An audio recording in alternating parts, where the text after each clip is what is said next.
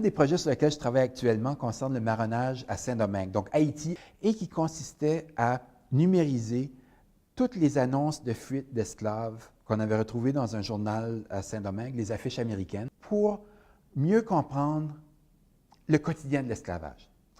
Étudier l'esclavage, ce n'est pas quelque chose qui est évident parce qu'on a essentiellement des sources des maîtres et il est difficile de donner la parole aux esclaves. Et à travers les annonces de fuite, on a des descriptions physiques, on a aussi des descriptions des lieux qui sont fréquentés, on a des descriptions des vêtements, on a aussi des descriptions qui peuvent nous amener à comprendre un peu comment, qu'est-ce qui a pu provoquer une fuite. Vraiment, c'est très banal, très banal comme document, mais lorsqu'on en a 10 400, ce qu'on a, on a une source qu'on peut mettre ensemble et étudier du point de vue de l'analyse de texte. Quel est le vocabulaire raciste? Parce que c'est une société, la société française de Saint-Domingue avant la Révolution est une société hyper raciste, hyper racialisée, et qui est aussi une société très violente. Et donc, on découvre justement ce racisme au quotidien, comment il s'exprime, la banalité jusqu'à laquelle on a amené l'esclavage à Saint-Domingue, mais aussi on redonne parole aux esclaves.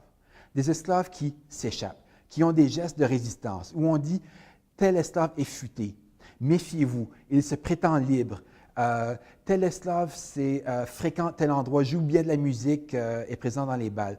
Et donc, on a vraiment un outil maintenant qui nous permet de mieux comprendre comment les esclaves vivaient au quotidien. Certains qui se louaient à la journée pour d'autres personnes leur maître n'avait pas besoin d'eux, donc ils se louaient la journée pour d'autres, ils ne sont pas revenus. D'autres qui étaient marchands d'herbes au marché. Et on voit un côté de l'esclavage que c'est une société que nous, on ne peut pas s'imaginer, mais on voit vraiment comment ça fonctionne au jour le jour. En ayant un portrait type de plusieurs types d'esclaves, les esclaves en ville, les esclaves à la campagne. On a des esclaves qui parlent 4 langues, 5 langues, qui ont une culture.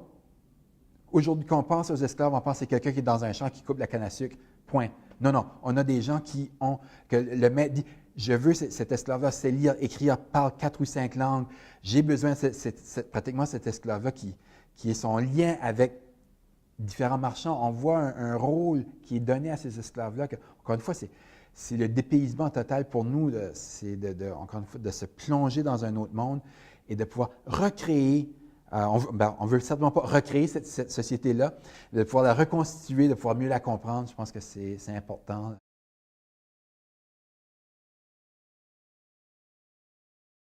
Quand j'ai travaillé au Centre canadien d'architecture de 1991 jusqu'en 1995, nous étions impliqués dans la préparation d'une exposition qui s'appelait « Montréal, ville fortifiée au 18e siècle ». Et ce qu'on faisait aussi à l'époque, c'était de relier ce modèle 3D-là avec une base de données. Parce qu'on avait tous les propriétaires, tous les locataires, les occupations, l'origine ethnique, le sexe de chaque propriétaire ou locataire. Et donc, on avait des informations qu'on pouvait relier à la base. Et on était, il y a 20 ans, en 1992. J'ai continué à développer à ce moment-là des bases de données pour le milieu patrimonial, pour la Ville de Montréal et le ministère de la Culture et des Communications du Québec, donc la base de données du Vieux-Montréal.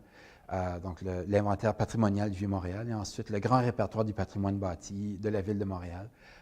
Et j'ai mis en ligne aussi l'inventaire des lieux de culte du Québec. Donc, j'ai beaucoup travaillé au niveau des bases de données, conception de bases de données et aussi mise en ligne de données. Parce que pour moi, c'était très important que ces données-là soient accessibles. On peut consulter cet inventaire du Vieux-Montréal-là avec tous les bâtiments du Vieux-Montréal, des fiches sur chacun d'entre eux, des informations sur les propriétaires constructeurs, sur l'évolution de chacun des bâtiments. Et donc, ça a rendu les inventaires patrimoniaux beaucoup plus vivants, accessibles.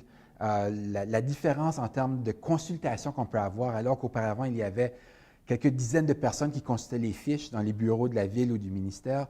Aujourd'hui, ce sont des dizaines de milliers de personnes qui consultent les fiches de l'inventaire à chaque mois. Présentement, lorsque je lis la littérature concernant la modélisation 3D, ce sont les mêmes questions qui se posent encore.